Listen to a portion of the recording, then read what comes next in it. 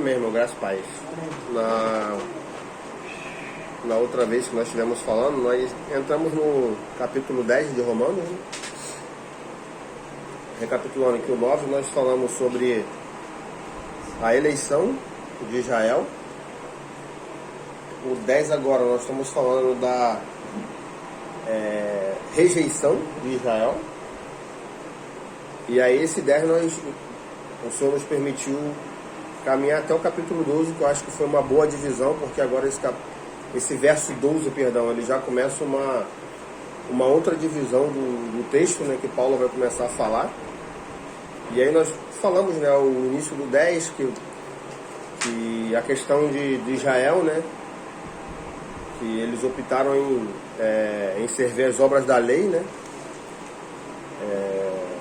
e não a fé. E aí por isso eles rejeitaram a verdade, né? Por isso que a pessoa veio para os seus e os seus o rejeitaram. Agora aqui no verso 12, ele começa a fazer uma subdivisão bastante interessante. Romanos 10, o verso 12. Agora ele começa a fazer uma subdivisão muito interessante, que, lembrando que esses capítulos 9, 10 e 11, Paulo está falando diretamente aos judeus, mas nós podemos tirar a lição para nós. Bastante interessante. Então vamos entrar no capítulo 12, que ele fala assim, pois não há diferença entre judeu e grego.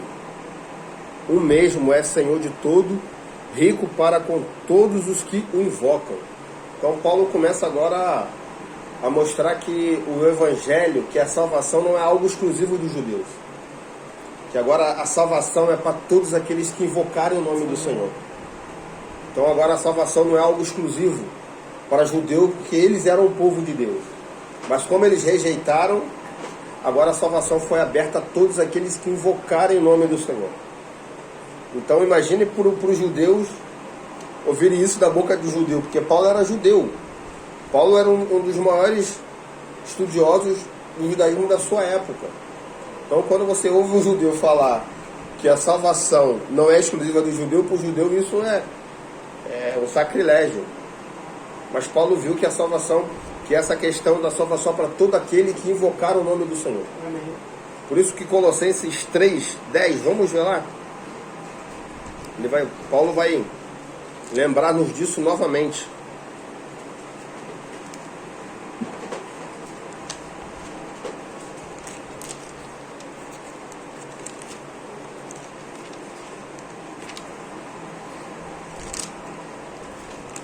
Colossenses 3, verso 10.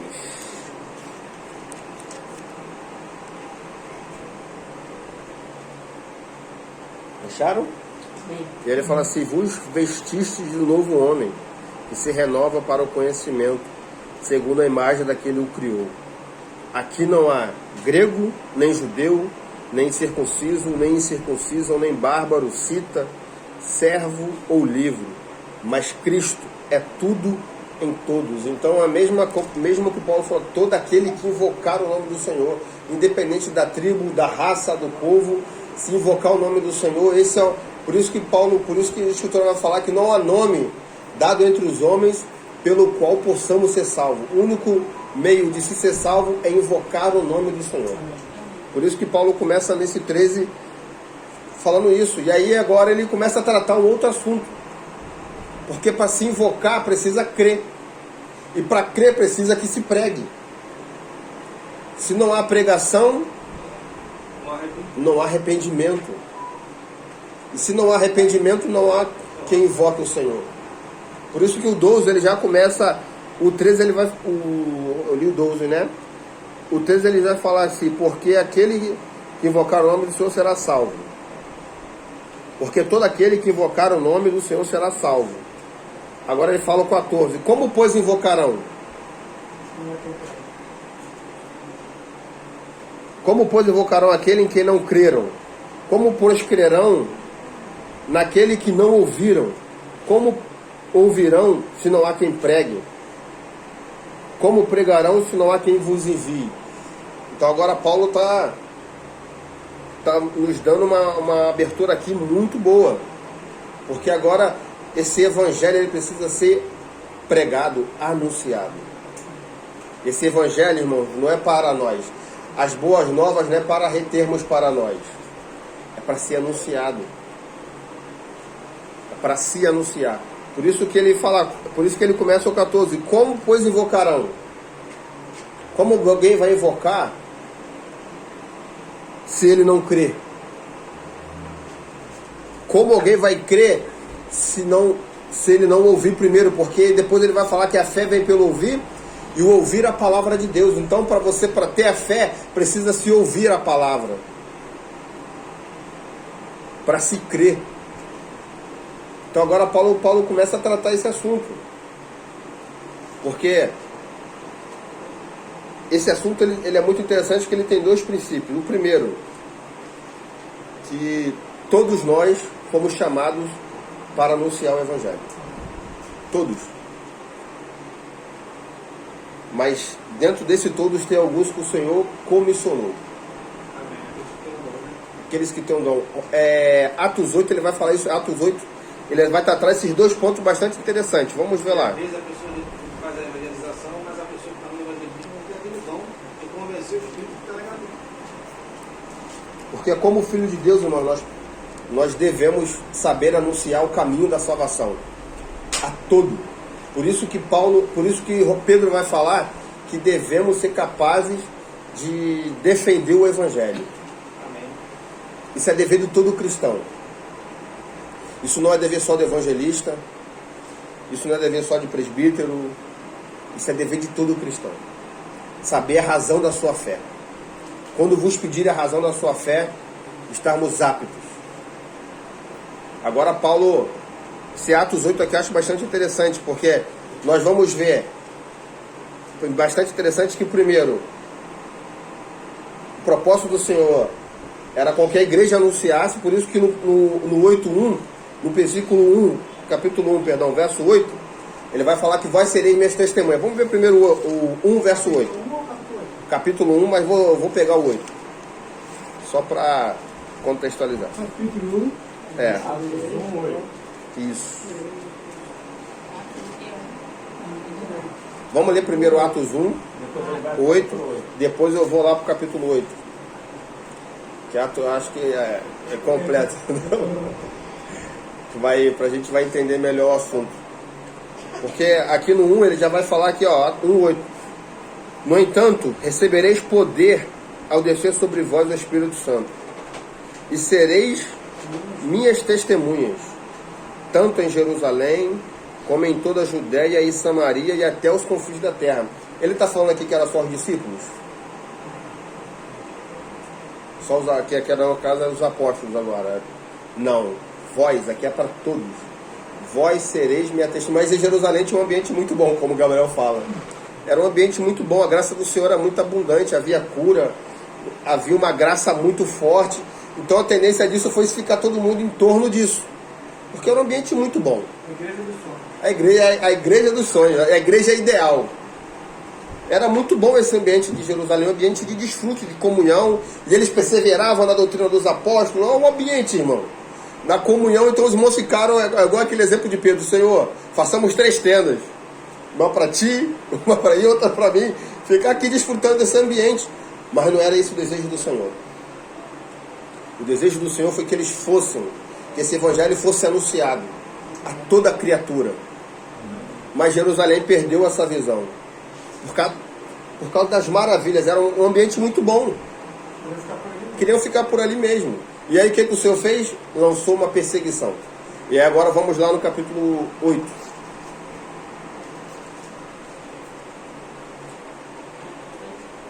Atos 8, verso 1.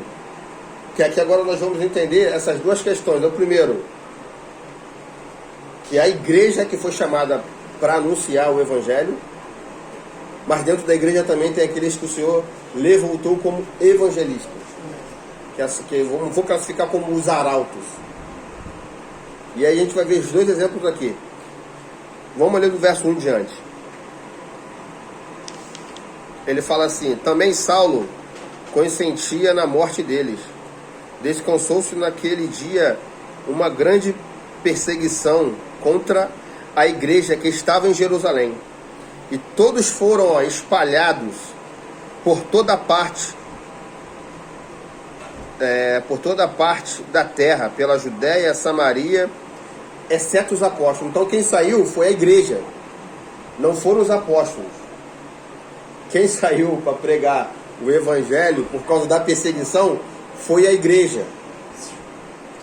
E aí ele começou, e Saulo perseguia a igreja, entrando na casa, matando os homens e mulheres, e o trancavam na prisão. Porém andava espalhando, e os que porém andavam espalhados iam por toda a parte pregando a palavra. O evangelho estava sendo anunciado.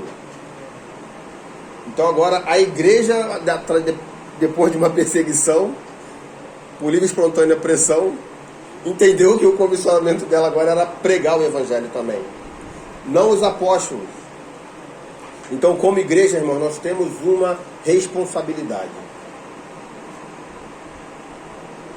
Mas no 29 ele também vai mostrar o homem-dom, que é o exemplo de Filipe. Filipe era o evangelista. E aí Filipe, no evangelista, ele é um camarada itinerante, né? Ele não... Vamos botar assim, ele não tem tempo ruim para pregar o evangelho.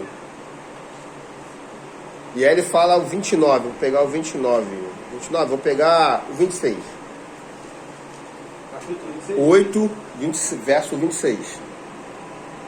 E o anjo do Senhor disse a Filipe: levanta-te e vai para o sul pelo caminho que desce a Jerusalém, para Gaza, que está deserta. E ele se levantou e partiu. Talvez se fala comigo, levanta e vai para o deserto, eu vou questionar um monte de vezes. Porque talvez até vá, mas depois de bastante questionar. Mas a pessoa que tem esse encargo, levanta e vai. Ele atende. Tem exemplos de irmãos, não lembro qual foi o irmão que fala que ele estava em casa e ele sentiu um encargo do Senhor muito forte no seu coração, ele saiu. Ficou tão inquieto dentro de casa que ele não conseguiu, foi um chamado que ele não conseguiu ficar em casa, ele saiu.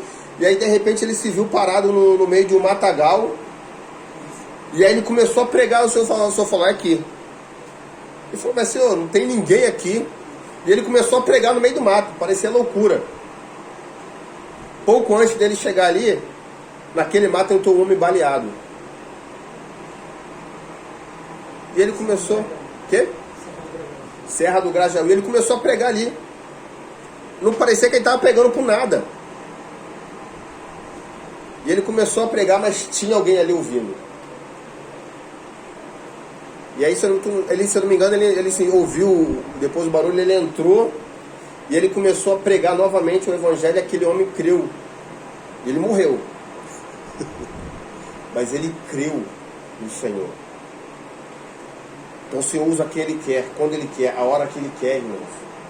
Por isso que é tempo e fora de tempo. A pregação do Evangelho, há várias formas de se pregar o Evangelho. Não é só no evangelismo que nós fazemos aqui, como fizemos ano passado. Há várias formas de se pregar o Evangelho. Mas o Evangelho precisa ser anunciado. O 11 vai falar que há uma plenitude dos gentios a ser completada. Então, quando fala-se de plenitude, fala-se de uma quantidade, de um número. Nós não sabemos quanto. Então, pregamos a toda criatura. A toda criatura. Nós não sabemos quais são os filhos que estão dispersos. E se eles também vão atender ao chamado. Por isso que Isaías fala, quem creu na nossa pregação?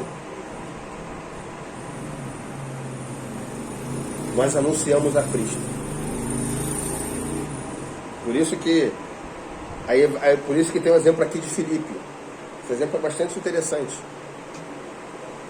Que no início tem a igreja pregando, anunciando o evangelho, e aqui no final você já tem o Filipe, um evangelista. Ou seja, irmãos, por ano nós ouvimos que talvez não precisássemos pregar o Evangelho, porque o Senhor sabe aqueles que vão crer. Mas quanto de nós estaríamos aqui se alguém não fosse pregar para nós? Talvez eu seja uma exceção, porque eu fui criado já no meio do Evangelho. Então o Evangelho já foi algo já foi me constituindo desde pequeno, embora eu tive que tomar minha atitude em um determinado momento. Mas quantas pessoas estavam no mundo e alguém chegou até elas e anunciou o Evangelho e as escamas dos seus olhos caíram ao ouvir o anúncio do Evangelho? Quanto de nós estaremos aqui, irmãos, se não tivesse alguém que tivesse desbradado esse caminho e anunciado as boas novas para nós? Quantos de nós? Talvez muito poucos, ou quase nenhum. Por isso que esse exemplo de Filipe é bastante interessante. Fala, e ele levantou, 27, e ele levantou e partiu. E no caminho viu um Antíope, eunuco, importante funcionário da casa da rainha dos Antíopes. E ele era superintendente de todos os seus tesouros e tinha ido para Jerusalém para adorar a Deus. Ele nem cria, mas já foi para Jerusalém para adorar. Interessante, né? Aquele ainda não cria, mas ele já tinha no coração o intuito de adorar. E aí ele começou a falar, né? Enquanto voltava para casa, levantou-se do seu carro ali o profeta Isaías. O profeta Isaías. Disse o Espírito a Filipe: aproxima-te, suba neste carro. Correndo, Filipe viu que lia o profeta Isaías, perguntou-lhe: entende tu o que lês? Não vai entender, irmãos, porque o Evangelho é por revelação, é o Espírito. O ímpio por si só ele não consegue compreender o Evangelho, é loucura. Por isso que o Evangelho ele é revelado. E aí respondeu ele: como poderei entender se alguém não me ensinar? Como nós, irmãos, saberíamos o caminho se alguém não pregasse o Evangelho para nós? As boas novas. Então o Evangelho ele precisa ser apregoado, ele precisa ser anunciado. E pediu ele a Filipe que subisse no carro, e ele se assentou. E o lugar das escrituras que lia estava, e foi levado como ovelha para o matadouro. E como estava mudo o cordeiro diante dos seus tosqueadores, e assim não abriu a sua boca. Agora Filipe começa a descortinar o Evangelho para ele. Então, através da verdade, conheceis a verdade, e a verdade vos libertará. Então as escamas de eunuco começaram a cair. E ele creu. Então nós, como igreja, nós temos uma responsabilidade, irmãos. E essa responsabilidade é de todos nós. Não é só de alguns. Por mais que eu tenha vergonha, isso não quer dizer que você vai subir. Como eu falei, há várias formas de se pregar o Evangelho. Não é algo engessado, há várias formas. Há vários meios. Às vezes o Senhor nos dá ocasião com parente, com vizinhos. Talvez você não vai ter essa disposição que eu falo de não ter vergonha de ir no evangelismo, e pegar o microfone e anunciar. Isso é normal, nem todo mundo tem esse impulso de ir. Mas nós devemos estar aptos a defender a razão da nossa fé.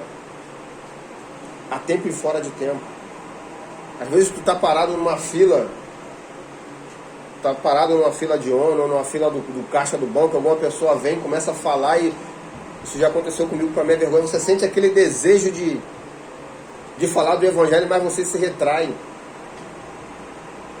São oportunidades que o Senhor nos dá de anunciarmos o Evangelho a tempo e fora de tempo.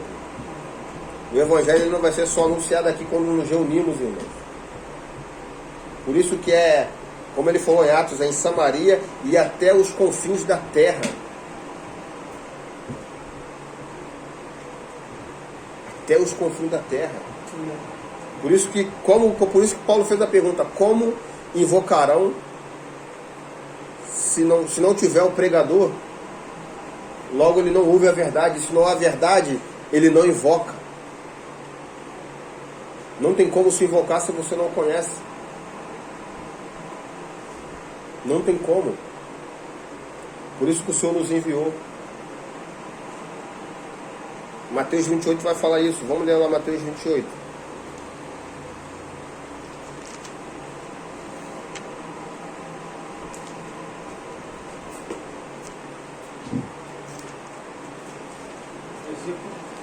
Versículo 18.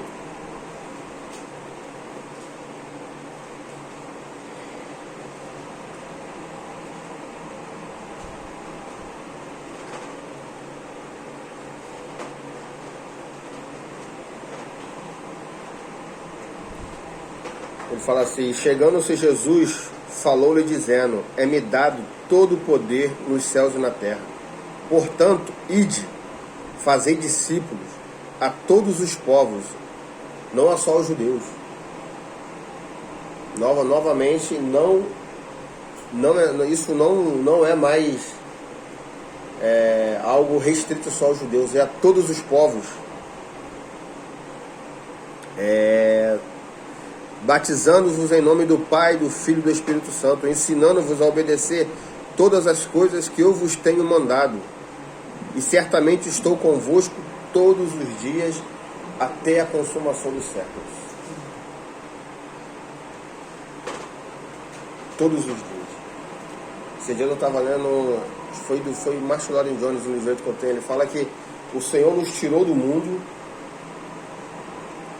e agora Ele nos lança no mundo novamente como luzeiros dele. Agora nós somos luz no meio das trevas. Ele não nos tirou do mundo, tão somente. Ele nos tirou do império das trevas e agora nós estamos aqui como luzeiros de Cristo. Anunciando a salvação a todo aquele que crê. Por isso que, irmão, eu não vou pregar porque eu não sei se ele vai crer. Não. Isso não cabe a mim, nem aos irmãos. Nós não sabemos quem vai crer. Talvez você fala para 100 pessoas, de 100 pessoas, uma se converta. E de repente seja aquela que você menos esperava, aquela que você deu menos crédito, normalmente é a que te surpreende. Que isso é o Evangelho. Nós não sabemos. Por isso anunciamos a toda criatura. Vamos voltar para Romanos 8. 8 não, 10.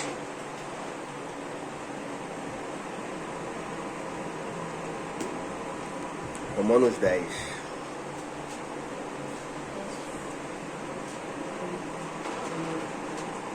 Verso 15, parte B. Ele fala assim, acharam? Perdão, se não voltar.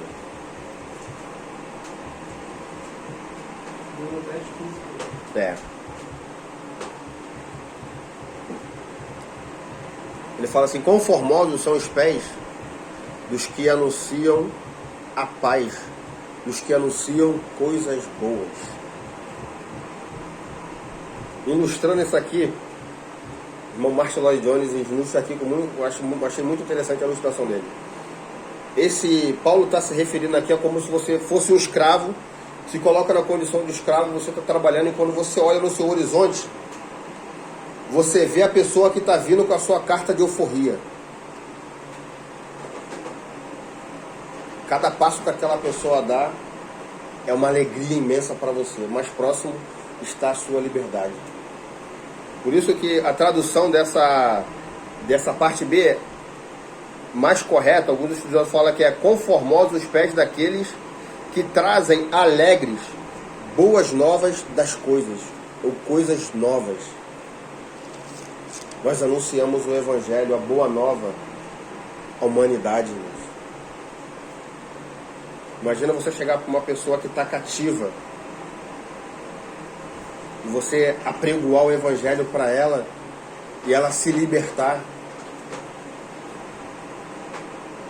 Então, conformosos são os pés do que anunciam a paz, anunciam coisas boas. estamos chamados para... Agora nós temos o ministério da reconciliação. Reconciliar o homem com Deus. O homem agora, para trazer o homem agora a paz com Deus. Porque o homem caído, ele se tornou inimigo de Deus. Ele é inimigo, ele é contra Deus. E o Evangelho é que reconcilia o homem com Deus, através de Cristo. Não há outro caminho, irmãos. Através do sangue do Cordeiro. Não há outro caminho. Qualquer outro caminho leva à perdição. O único caminho para a salvação é este. Que criar e que reconheçais a Ti como único Deus, verdadeiro Deus, e a Jesus Cristo, a quem Tu enviaste. Esse é o único caminho de salvação para o homem. E o Evangelho traz essa boa notícia, vamos colocar assim, né? Essa boa notícia que agora o homem que era inimigo de Deus, agora esse homem pode se reconciliar com Deus. Essa é a melhor notícia que alguém pode dar.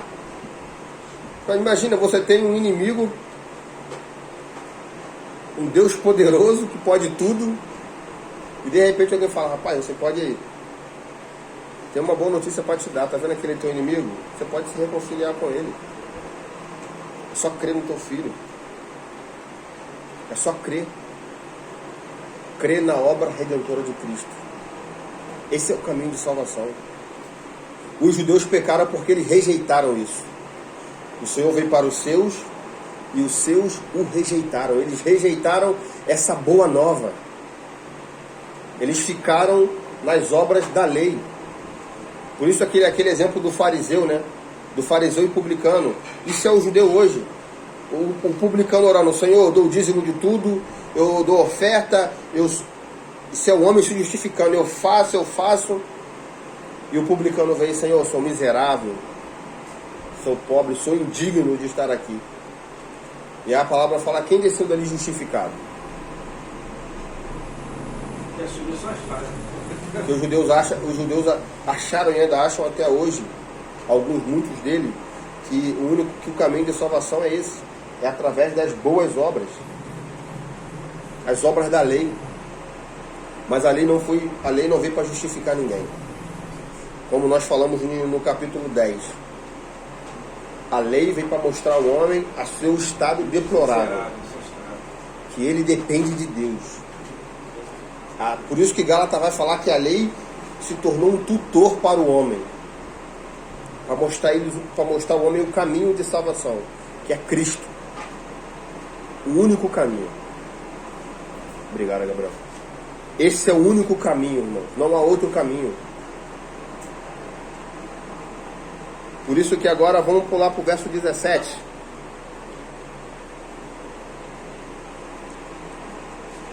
Ele fala assim, 16, perdão.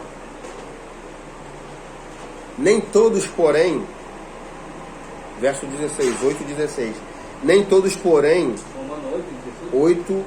Romanos 10, verso 16. Eu estou confuso aqui, desculpa. Romanos 10, verso 16. Ele fala assim: nem todos, porém, obedeceram ao Evangelho. Pois Isaías diz: quem creu na nossa pregação? Quem creu, irmãos? Aí ele vai falar o 17: de sorte que a fé vem pelo ouvir, e o ouvir a palavra de Deus. O homem que rejeita a palavra de Deus, ele está rejeitando a Deus. Ele está rejeitando a Deus, irmãos. Por isso que a fé vem pelo ouvir. Quem vai crer, irmãos? Eu não sei. Nem os irmãos sabem. Nós não sabemos. Por isso anunciamos a todos. Os discípulos saíram anunciando o Evangelho. Quem ia crer? Quem creu na nossa pregação? Não sabemos. Mas sabemos que o Evangelho é o poder de Deus para todo aquele que nele crê. Amém. Ou seja, todo aquele que der crédito a essa pregação, que der ouvido a essa palavra e crê, esse será salvo. Não há outro caminho, irmãos. Não há outro caminho. Anunciamos um evangelho genuíno. Porque também tem um outro evangelho. Tem muitos evangelhos sendo pregoados aí. Tem muito Cristo sendo anunciado. Que não é o verdadeiro. Nós anunciamos aquele que é verdadeiro. Anunciamos o evangelho, sabe, verdadeiro. Não porque somos melhores que ninguém, mas porque estamos nele, com a misericórdia de Deus. Porque o Senhor abriu os nossos olhos. Foi Ele que abriu os nossos olhos, é por revelação. Não é. Hoje tem há muita pregação, há muitas igrejas se levantando, denominadas igrejas, chamadas igrejas, e arrebatando multidões, porque é um evangelho muito, deixa eu usar uma palavra aqui não muito pesada, um evangelho muito superficial, que você não precisa abrir mão de nada, que você consegue desfrutar das coisas de Deus e das coisas do mundo. A igreja está tão misturada com o mundo que você pode estar na igreja e no mundo que às vezes parece que é tudo igual. Tem certos lugares que você vai que você não vê diferença nenhuma do mundo, de tão degradada que está a igreja. O cristianismo.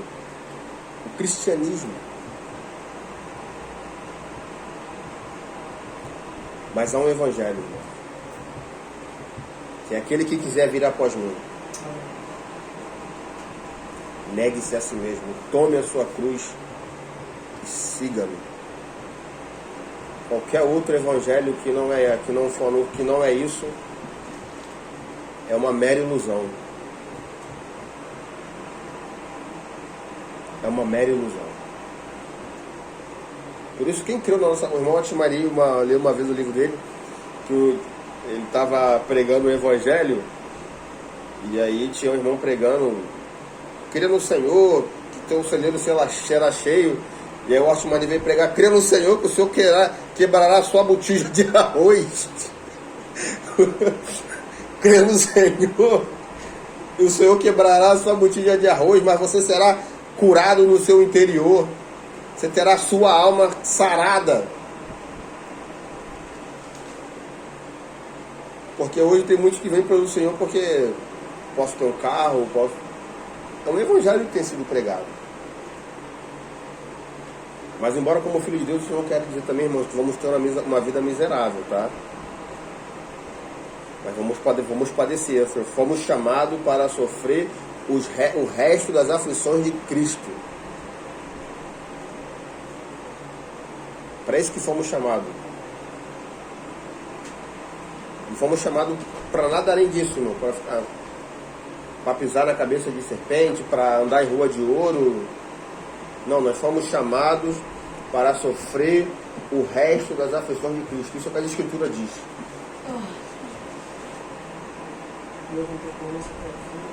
Por isso, quem creu na nossa pregação? Ou a quem foi anunciado o braço do Senhor? Por isso que é tão difícil hoje a pessoa se converter. Porque você tem um evangelho que é tão bom de você, que é um evangelho tão agradável, que quando você vem com o evangelho genuíno, a pessoa fala, isso é sadomasoquismo. Eu já ouvi, isso aí que você está falando é sadomasoquismo. Isso aí não é evangelho, não. O evangelho é a bênção, a prosperidade, é um carro novo, é um trabalho bom. Claro, irmão, que o Senhor não vai dar, irmão. Mas o objetivo do evangelho não é esse. É salvação. É salvação. O objetivo do evangelho não é para nós desfrutarmos das coisas boas nessa vida aqui. É para desfrutarmos na era vindoura. Ter como se não tivesse. O objetivo do evangelho é para nós desfrutarmos na era vindoura. Nós desfrutamos aqui em vida, mas com os olhos na era vindoura. Sempre tem coisa melhor à frente. Sim. Aqui você não consegue conquistar alguma coisa, mas com o seu trabalho, isso aí. Morreu, acabou, irmão. Morreu, acabou. Por isso que você vai no... A vida do mundo é uma vida, chega a ser, se você analisar, chega a ser pesada. Porque o camarada nasce, cresce, aí ele fica uma vida inteira trabalhando até para sustentar ou ter alguma coisa. Quando ele começa a ter uma estabilidade, se ele já não vier de berço, é lá para os 40, 50 anos mais ou menos. Aí quando chega a 50 anos, daqui ele vai ter mais, se tiver mais 30 anos, bem, para ele desfrutar bem, é mais 20 pelo menos, 70. Se ele tiver saúde. Se ele tiver saúde. Se ele não tiver saúde, não vai ser nem ele que vai desfrutar, vai ser a geração dele. Vai ser os filhos e os netos. Ó, quão loucura é, irmãos. E aí você fica nesse ciclo vicioso. Lutando para algo que você não vai nem desfrutar. Olha como é que é loucura. Você luta para deixar para ficar bem, para ter estabilidade. Quando chega a estabilidade, quem vai desfrutar é teu filho, porque você já chegou no final de carreira. A gente tem um exemplo disso bem próximo da gente, né? O Renato, quando a gente ia estar com ele lá em Miguel Pereira, o filho falou assim: não, estou fazendo a minha casinha, já fiz um local lá, botei de comunhão. O quartinho já era convidado o quarto da comunhão.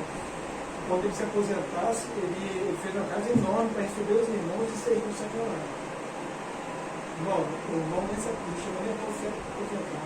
Ele morreu 59 anos. Do nada. Desfrutou da casa 3 vezes, no máximo 4. Lutou a vida inteira, né? Lutou a vida inteira. O Russo veio assim, o Russo. Tem? O Russo, né? O Russo é a mesma coisa. Dinheiro para ter. Vou comprar casa, vou ter estabilidade. É porque a gente, o foco do cristão de fato ter como se não tivesse. E viver uma vida como você está falando, como aquele irmão na rádio que falava: viva Cristo como se ele voltasse hoje. Temos que desfrutar de Cristo como se ele fosse voltar hoje para nós. Amém. Senão você vai ficar em torno disso tudo aí.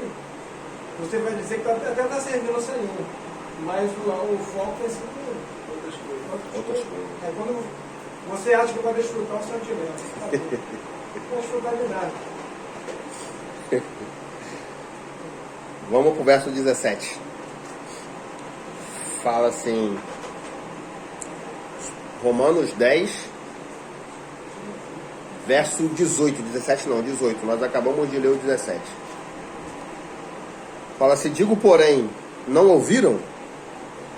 Sim, de certo, pois toda a terra saiu a voz deles, as suas palavras até aos confins do mundo. Digo, porém, Israel não o soube? Primeiro diz Moisés: eu vos porei ciúme com aqueles que não são povo, com gente insensata vos provocarei ira. Ou seja,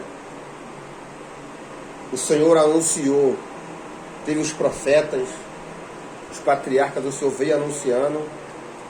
E o que o Senhor fala do povo? Que eles mataram os profetas.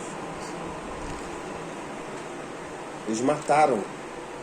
Eles rejeitaram a verdade. Agora falando de Israel, do judeu, perdão. Assim como o Senhor, quando o homem rejeitou a verdade, o Senhor os entregou. Agora quando Israel também rejeita, o Senhor os entrega. O que aconteceu com Israel quando eles começaram a rejeitar o Senhor? Veio as cruzadas, o povo começou a ser cativo. Você lembra de Jeremias? Jeremias chorava, lamentações de Jeremias, porque vai falar: como a galinha quis juntar os seus pintinhos debaixo das suas asas, eu os quis, mas eles rejeitaram. Então por causa disso o Senhor os entregou aos seus inimigos. E aí vieram as cruzadas, eles entraram na cidade e destruíram. Aí aquela profecia que o Senhor falava que derrubaria em um só dia e constituiria em 3, eles tacaram fogo em tudo. Eles acabaram com o povo de Israel. Acabaram com a cidade. O povo foi entregue o Senhor permitiu que outras nações governassem. Portanto, que Israel deixou de ser nação, foi agora em 1945 que Israel foi restaurado como Estado, reconhecido como Estado. Quanto tempo o povo ficou cativo na mão de povos estranhos? Porque eles rejeitaram ao Senhor. Porque eles não reconheceram ao Senhor. O Senhor veio para os seus e os seus o rejeitaram. Então agora o Senhor está falando que o Senhor deu tempo. E agora o Senhor o que acontece agora? O Senhor usou, Paulo está conjecturando aqui, como que a salvação dos gentios é como para mostrar para Israel aqui, ó. Como vocês não quiseram desfrutar dessa graça, agora os gentios estavam desfrutando. Se você vê Jerusalém, o ambiente de Jerusalém, um ambiente celestial, havia cura, havia, imagine para o judeu que achava que eles eram o povo de Deus, mas rejeitaram a Deus, aquelas promessas, aquela vida que estava acontecendo em Jerusalém, era para os judeus também desfrutarem. E aí havia cura, havia um milagre, havia ressurreição, a graça era abundante. Imagina o judeu de fora vendo aquilo tudo. Como é que a cabeça deles... Eles não são nem povo de Deus. A promessa não era para eles. Então isso é o gerar ciúme que Paulo está falando. É de eles verem o gentil, o Senhor avançando, e eles presos na lei, nos seus ritos. Não conseguiam curar ninguém. Não curava ninguém. Ele passou para curar. Havia o testemunho que o Senhor era. O Senhor estava no meio dos irmãos. Havia um testemunho muito forte. Os doutores da lei não faziam nada, não fazia bem a ninguém. Imagina a cabeça. Então o testemunho de que o Senhor estava no meio do gentil é porque havia os sinais. Havia os sinais, o Senhor curava. O Senhor expulsava demônios. Isso para os judeus devia ser algo... Eles deviam ficar com a cabeça paratinada, que os bobeares tentavam fazer e não expulsavam nada. Mas apanhava. Porque os irmãos em Jerusalém faziam pela autoridade do Espírito. Então, para os judeus fazer os sinais, tinha que crer para o Espírito ser derramado. Imagine na cabeça do judeu que via desde a sua infância observando a lei, e aí você vê um gentil que a sua infância toda nem observava a lei, e de repente ele crê no Senhor, agora o Senhor vai e o usa. É isso que Paulo está falando, que eu vos porei ciúme. Tudo isso é para que os judeus também se arrependessem. Falavam, não, quero desfrutar dessa graça. Mas o coração deles se fecharam cada vez mais. Aí eles vão falar, verso 20. Isaías, ou da Romanos 10, verso 20. Ele fala assim, Isaías ousadamente diz, fui achado pelos que não me buscavam. Está falando dos gentios. Porque a lei, os patriarcas, a lei, os profetas, foram dados aos judeus. E o que eles fizeram? Mataram os profetas. Como que tentaram calar a boca de Deus.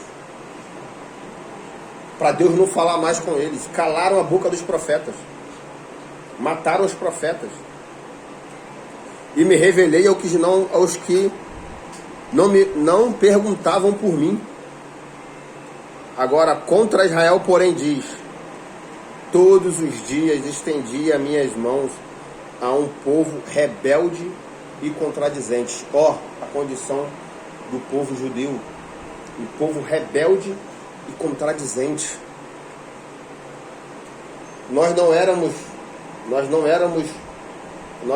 fomos enxertados na oliveira.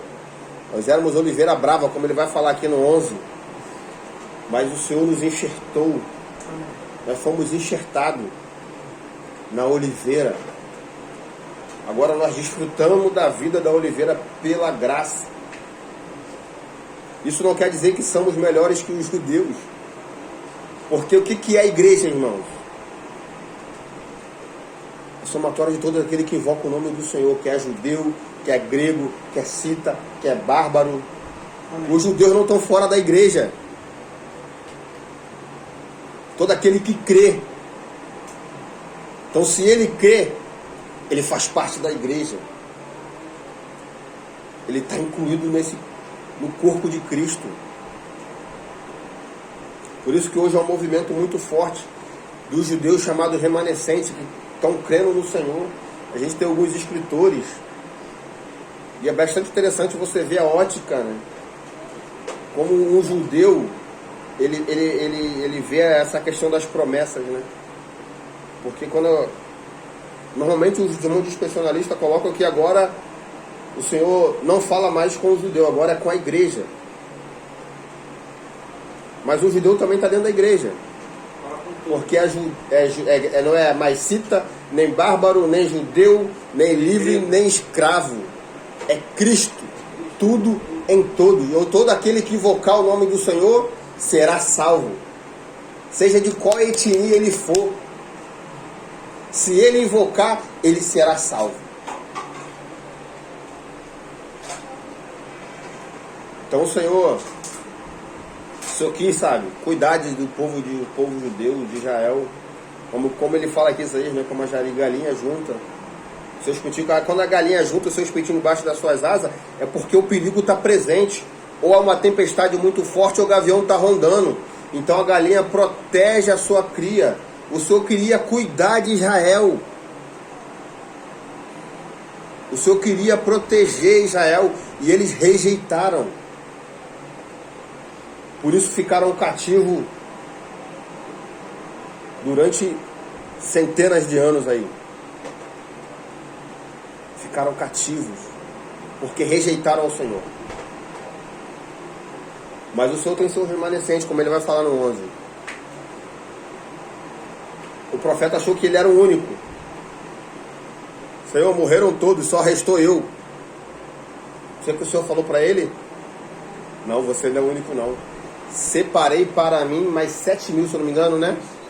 Mais 7.000 que não dobraram os joelhos. Então, mesmo dentro desse povo rebelde e contradizente, tem aqueles que confessaram o Senhor, que creram no Senhor. Não é todo judeu que não crê. Tem aqueles que creram. E é isso que ele vai falar agora no 11, que ele vai começar a tratar no 11. A restauração do povo, a restauração dos judeus.